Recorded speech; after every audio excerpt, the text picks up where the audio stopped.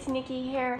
I'm here to do my first of my paired reviews, and that is for Fight Club this month. This is the spoiler-free review for this one. Sorry about a little bit of background noise. My husband is hanging stuff. I don't think this mic will pick it up, but if you hear anything, that's probably what it is. And speaking of my husband, you'll have noticed I have a new intro, and if you go all the way through, you'll notice I have a new outro as well as a new banner. My husband was super kind, and he, based on a few really terrible designs I gave him, made these wonderful screens for me. And I just wanted to let you guys know, I put it in the description, but I just wanted to say it verbally, partly because he can hear me right now. I'm over the moon. They're so cute, and I'm so happy with them. And I could go on forever, really. So I'll just get into the review.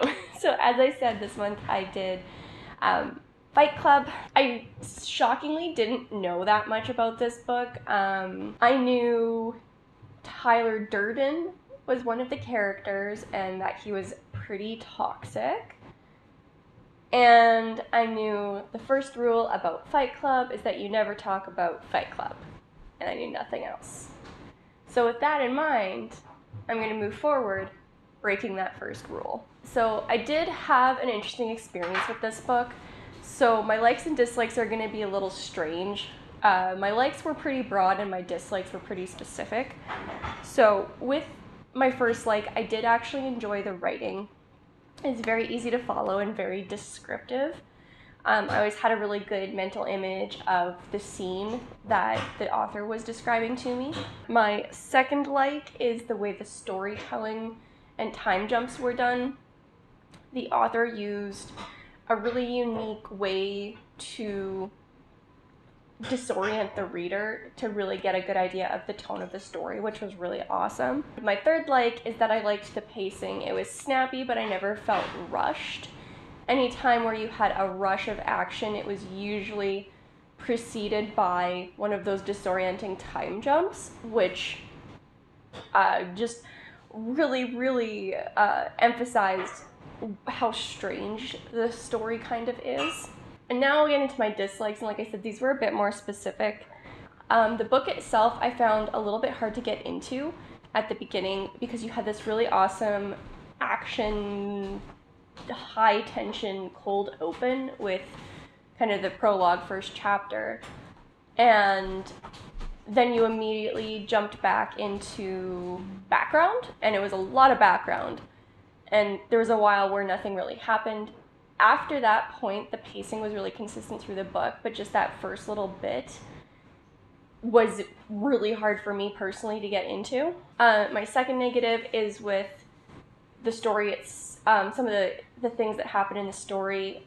I think they're really interesting, and at the beginning they were really engaging, but by the end it was very repetitive and felt very samey because similar things kept occurring, and so I started to lose interest a little bit in those parts of the story by the end of it. And my third and final negative is I struggled with some of the characters because I understood the broad strokes of the story, but some of the decisions and actions that were being made just didn't feel, I didn't really understand them. And part of that could just be because of who the book is talking about compared to who I am as a reader. Were very different demographics, and I think that was probably the biggest thing, because I did understand the broad strokes of these characters' complaints, and I agree with some of them, but just the way they went about fixing it and their resolution just was really hard for me to wrap my mind around. That, I'm done my likes and dislikes. I'm going to jump into the characters. I really don't want to say too much because the characters are a really important part of the story, even if I don't think that every aspect of the story is necessarily character-driven. I found a lot of the characters very interesting and very flawed, both main and side characters, and I appreciated how the main character himself isn't really described.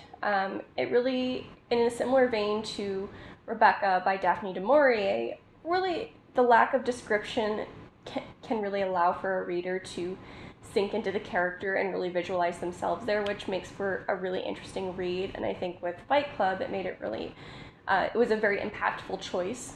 And with that out of the way, I'm just going to jump into the wrap-up here. This wasn't an amazing book, and it wasn't a book I hated, so I don't have a lot to say on it. Although I'm sure you're probably thinking that I've said more than enough, and I probably have.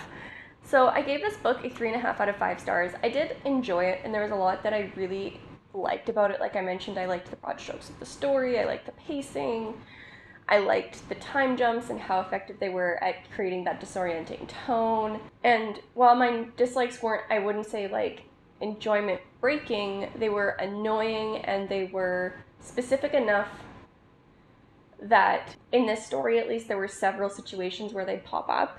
So overall, the book didn't quite hit the mark for me. I can't say it's a 5-star book, but I did enjoy my experience. It helped that it was short, so any of the parts that I didn't like didn't last forever. And so with that out of the way, I will leave you guys here. Let me know your thoughts on Fight Club below. I'd love to talk to you about it just because it was such a strange read for me. I really would love to hear your guys' opinions on it. And so with that, I'll leave you here and see you in the next video. Peace.